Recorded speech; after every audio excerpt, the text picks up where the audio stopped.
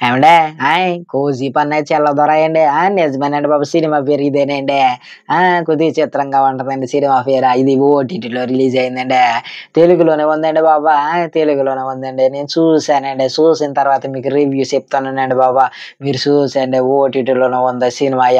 సరేనండి. ఈ సినిమా నాకెలాగ అనిపించిందో మీకు రివ్యూలో చెప్పేత్తాను ఇనండి కథంతా. ఈ సినిమా ఎలాగుందంటే వన్ టైమ్ వాచబుల్ మూవీ అండి.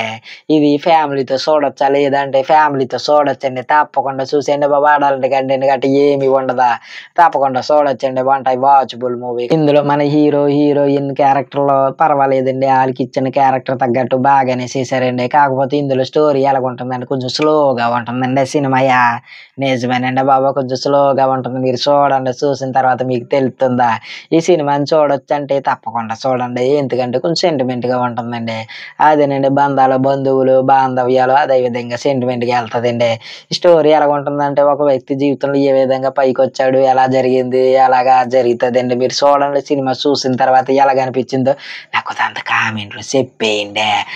ఎళ్ళే ముందు మన ఛానల్ లైకు, షేరు, సబ్స్క్రైబ్ కూడా చేసి ఎళ్ళండి బాబు. నిజమేనండి. సరేనండి. ఉంటానండి. మరి ఒక రివ్యూలో మళ్ళీ కలిసేసుకుందామండి బాబు మనము. ఉంటాను మరి. ఆయ్.